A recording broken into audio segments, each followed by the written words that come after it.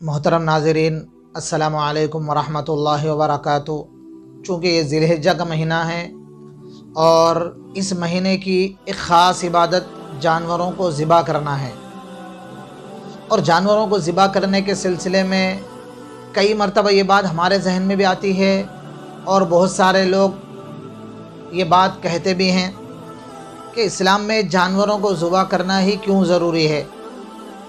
जानवरों को ज़िबा करने के बजाय कुछ और भलाई के काम कर लिए जाएं, जानवरों को ज़िबा करने के बजाय कोई दूसरी इबादत कर ली जाए, क्यों जानवर ज़िबा करना ज़रूरी है।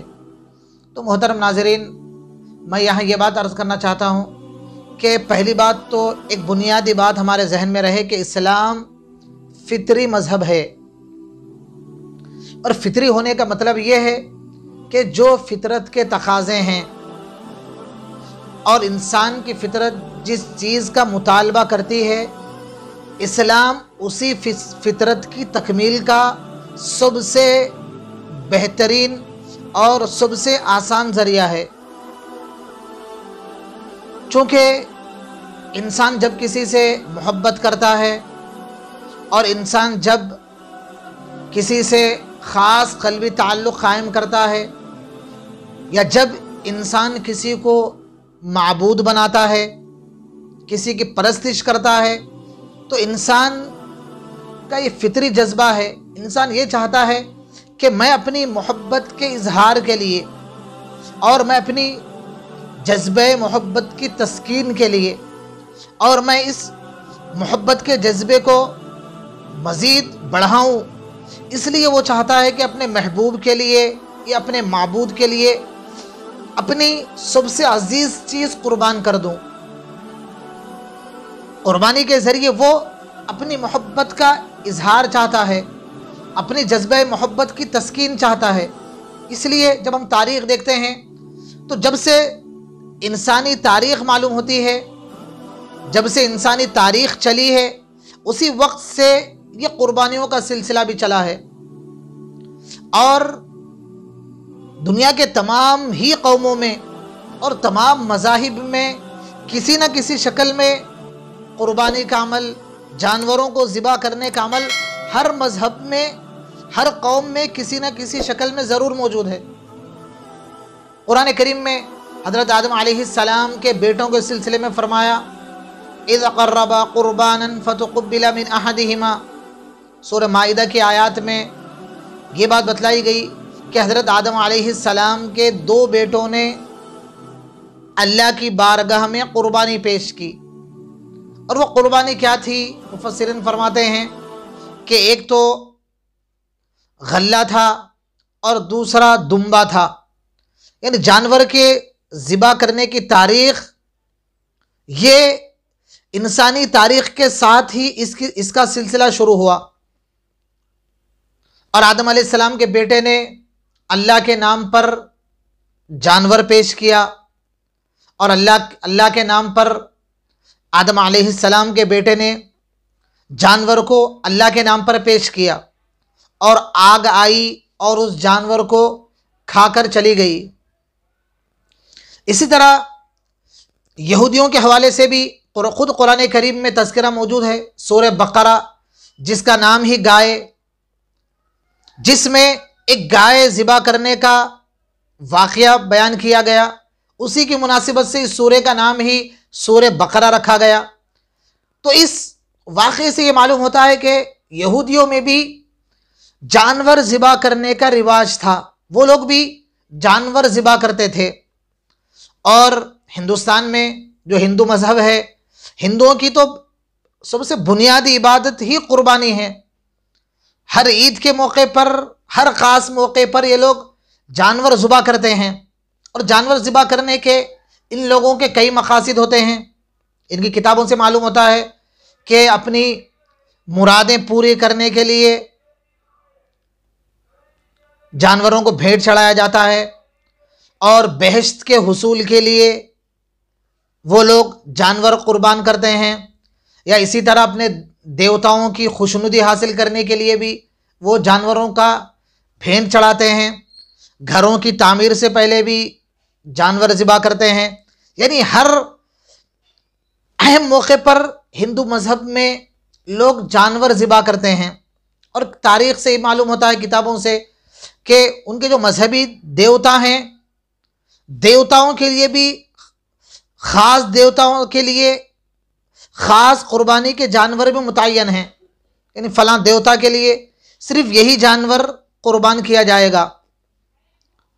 اور مولانا مناظر حسن گیلانی رحمۃ اللہ علیہ کی ایک کتاب ہے کہ ہندوستان 1000 سال پہلے، 1000 سال پہلے ہندوستان کی جو نوعیت تھی، اس میں مختلف تاریخی حوالوں سے ایک ہندوستان کا ایک نقشہ کھینچا گیا، جس کو پڑھنے سے اور بھی مزید بہت ساری باتیں معلوم ہوتی ہیں۔ یہ بات بھی معلوم ہوتی ہے کہ اس زمانے میں لوگ، ہندوستان کے لوگ، صرف جانور ذبح نہیں کرتے، بلکہ اپنی اولاد کو بھی ذبح کرتے تھے، اپنے معبودوں کے نام پر، بتوں کے نام پر اپنے بچوں کو بھی بھینٹ چڑھا دیتے تھے۔ اور بچے تو بچے، بعض واقعات اس میں ایسے بھی ملتے ہیں کہ خود بعض لوگ اپنے معبودوں کے نام پر اپنے آپ کو بھینٹ چڑھا دیتے تھے، خود اپنے آپ کو ذبح کر لیتے، یا معبود کی خوشنودی کے لیے پہاڑوں سے چھلانگ لگا دیتے۔ تو بہرحال یہ کہ محبوب کے لیے اور معبود کے لیے جانور ذبح کرنے کا رواج اور قربانی کرنے کا رواج یہ کوئی نیا نہیں ہے، بلکہ تاریخ انسانی کے ساتھ ہی اس کا سلسلہ شروع ہوا، اور اسلام میں بھی اس فطری جذبے کو باقی رکھا گیا۔ جب آپ صلی اللہ علیہ وسلم مدینہ منورہ آئے تو آپ صلی اللہ علیہ وسلم نے اہتمام سے قربانی فرمائی۔ ہر سال آپ صلی اللہ علیہ وسلم جانور ذبح کرتے تھے۔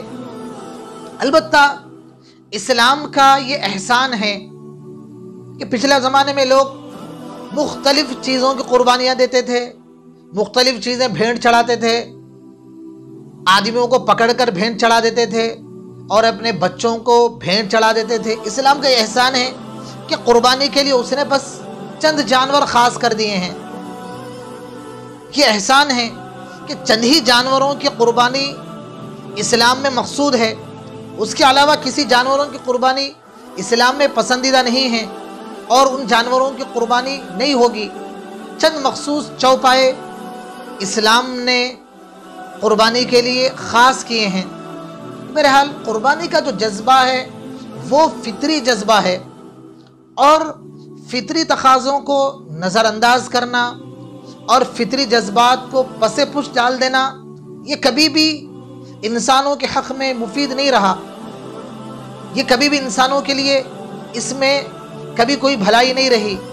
اور اس کے علاوہ اسلامی جو عبادات ہیں، ہر عبادت سے قرب خداوندی کے علاوہ ایک خاص تربیت مقصود ہے۔ ہر عبادت کا ایک پہلو تو قرب خداوندی ہے، لیکن اس پہلو کے ساتھ ساتھ ہر عبادت سے ایک خاص تربیت، روحانی اور اخلاقی ایک تربیت بھی مقصود ہے۔ نماز ہے تو نماز سے ایک خاص کیفیت مقصود ہے، روزہ ہے تو روزے سے ایک خاص تربیت مقصود ہے کہ آدمی اپنے نفس پر قابو پالے۔